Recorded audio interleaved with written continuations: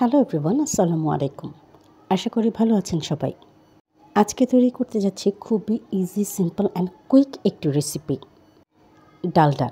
ডালডা আমাদের কম বেশি খাবারে ব্যবহৃত হয়ে থাকে। স্পেশালি আপনি যখন কোনো বেকিং আইটেম করতে যাবেন তার মধ্যে ডালডা মাস্ট ব্যবহৃত হয়ে থাকে। তাহলে আর কথা না বাড়িয়ে শুরু করা যাক আমাদের এই ডালডা বানানোর প্রসেসটি। আর এই ডালডা থেকে বাটারও তৈরি করা যায়।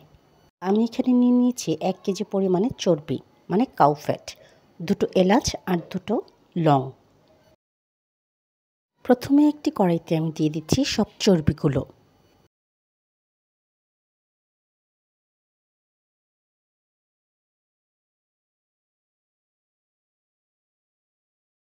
Please do subscribe, like, comment, share more and follow my Facebook page and Instagram ID Tinna's Kitchen.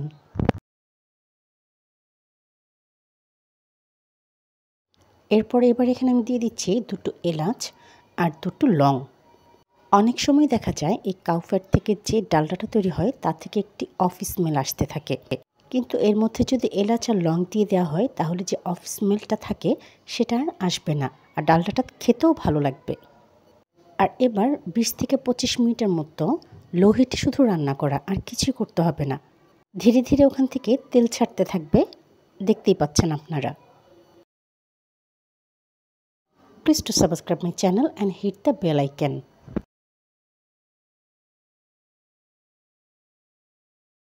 চর্বিগুলো কিন্তু পারফেক্টলি কুক হয়ে গেছে, আর সেখান থেকে পুরোপুরিভাবে তেলও ছেড়ে দিয়েছে।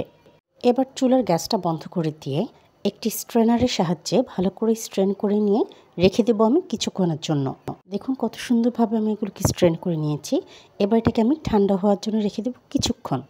আর যখন কিছুটা পরিমাণে ঠান্ডা হয়ে আসবে তখন এগুলো আমি একটি বক্সের মধ্যে ঢেলে রেখে দেব। আপনি চাইলে রুম টেম্পারেচারে রেখে দিতে পারেন, তাতে করে ডালডাটা জমতে সময় লাগবে ঘন্টাখানেকের বেশি সময়। আর যদি ফ্রিজে রেখে দেন তাহলে 30 মিনিটসের মধ্যেই হয়ে যাবে। আমি এখানে খুব ভালো করে বক্সটা ইনটেক করে দিয়ে ফ্রিজে রেখে দেবো 30 মিনিটসের জন্য। Please do like, comment, share, follow my Facebook page and Instagram ID Tinna's kitchen.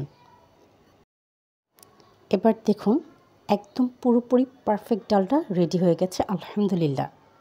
আমি প্রথমেই বলেছিলাম এই ডালডা আমাদের ব্যবহৃত হয় স্পেশালি বেকিং আইটেমগুলোতে, কিন্তু আপনারা চাইলে এই ডালডা দিয়ে পরোটা ভেজেও খেতে পারেন। পরোটা এত সুন্দর ক্রিস্পি এবং টেস্টি হয়, একবারের জন্য হলেও ট্রাই করে দেখবেন। এতক্ষণ সঙ্গে থাকার জন্য ও পুরো ভিডিওটি দেখার জন্য সবাইকে অনেক অনেক ধন্যবাদ।